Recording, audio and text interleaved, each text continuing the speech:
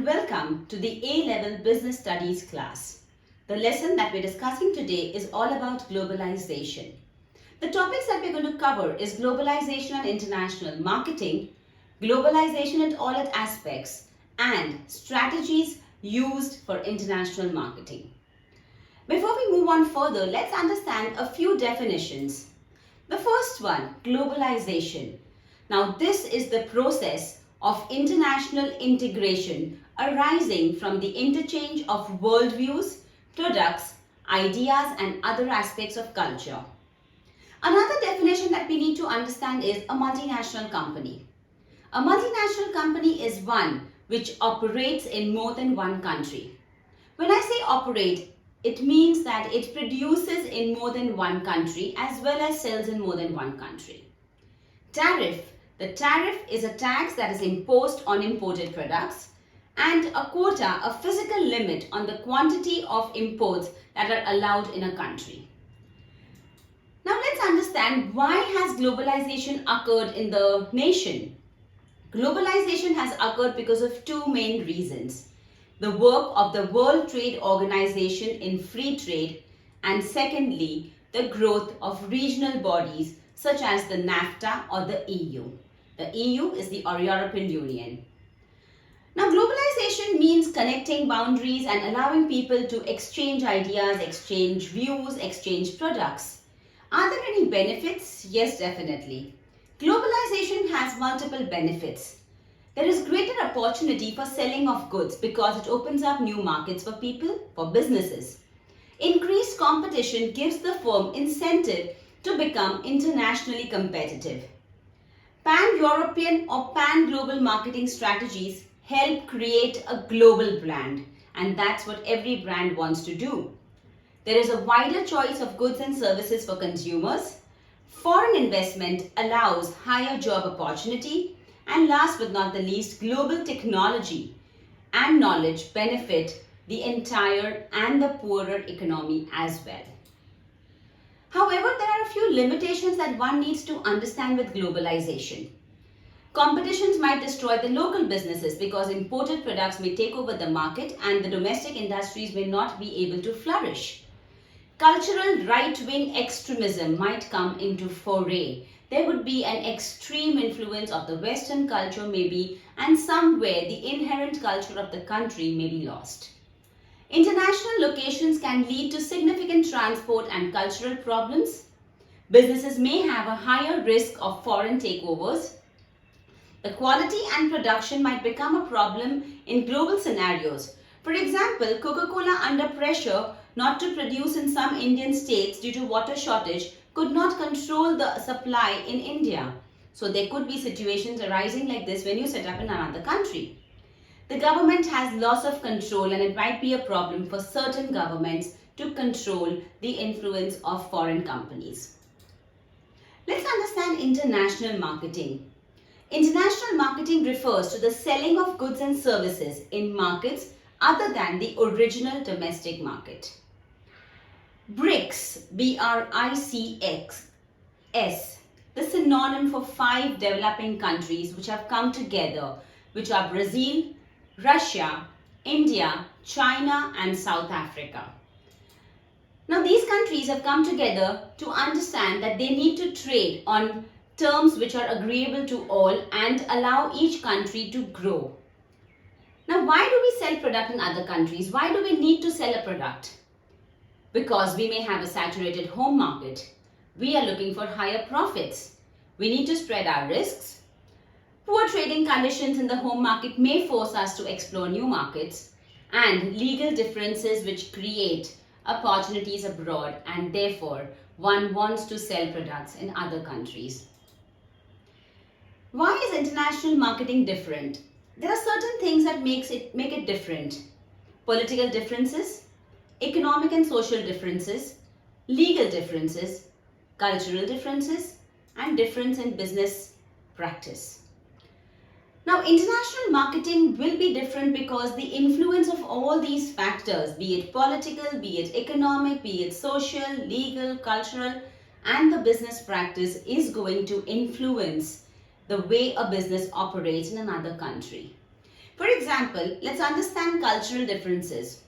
A foreign company wants to set up in India and they believe in selling beef or products which contain beef. But since India has Hinduism which does not promote eating beef, they would not be able to sell most of the products in India because India does not promote selling beef and it is not legal to sell beef in India.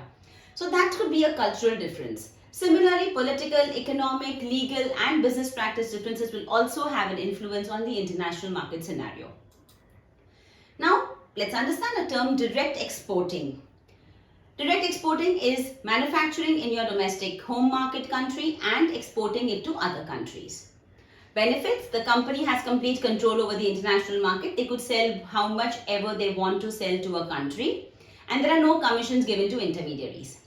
But the loss would be that exporting directly would definitely mean that the business will have dedicated personnel to specialize. Therefore, it might be expensive to hire such specialized people.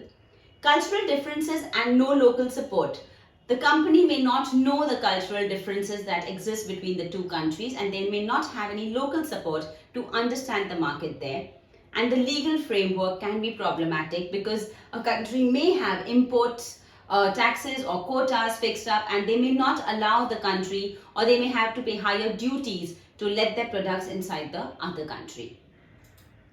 Indirect exporting. Definitely the reverse, which goes via multiple people. Now, benefits of indirect exporting would be subsidiaries will have local knowledge, so will be helpful to understand the market and the country. Transportation and administrative rights are delegated to the company who is exporting does not take the burden of everything. It might be cheaper to get your products across the boundary. However, the loss will be that commission or payment has to be given, which is going to be a share from the profits that the company is earning.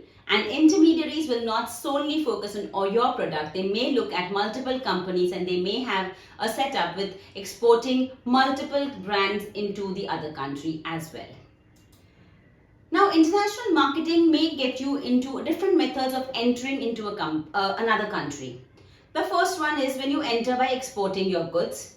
You may enter another country by international franchising. Now, we all know what franchising is. When a franchise is given to across an international border in another country, it's known as international franchising. Joint ventures can be set up between the country here in the domestic country to the foreign country. Licensing, you may give the license to another company to produce your product with your formula and sell it in his own country. And direct investment and subsidiaries can also be a way of entering another country. Now, what are foreign subsidiaries? Foreign subsidiaries is when you give a subsidy to a foreign country. Now, there are going to be benefits like ownership is within the company, so it's just a subsidiary. It's a part of your company and not the whole company. The profits belong to your company, so you are safe. Local tax benefits can be derived because you're still operating your business from your home country. And foreign government might support more because you are helping their economy grow as well. However, a few limitations are that this process is very expensive. Again, cultural differences play an important role. And decentralized foreign subsidiaries might provide poorer services, diluting the brand image. They may not give that much of an importance to the image that you have created for your brand and may dilute or affect the brand image of the company. Let's understand a few alternative strategies for international marketing. Now, pan-global marketing is a term that comes to us when we discuss international marketing. Pan-global marketing means when you adopt a standardized product across the globe as if the entire world were a single market, selling the same good in the same way all over the world. So one could focus at pan-global marketing if they have a unified, uniform product. Global localization is another way where you adapt a different marketing mix, including differentiated products to meet the national and the regional tastes. Now, this is something that depends on the culture of the country and what the people there require. But certain products do fall into the sector of a pan-global market, where everyone needs the same access to the same product and it is provided to them in the same way. However, there are advantages of this as well. A common brand identity is decided. Cost reduction is substantial because there is no separate marketing required for separate markets, which reduces the cost significantly. It recognizes the fact that differences in consumers of various regions and countries are reducing, making them one whole common market. So teenagers across the globe will have similar tastes and adults over the globe will come together and have similar tastes. A few disadvantages of this would be that cultural and regional variations, that's religious variations, are not taken into consideration. Legal restrictions might vary across countries.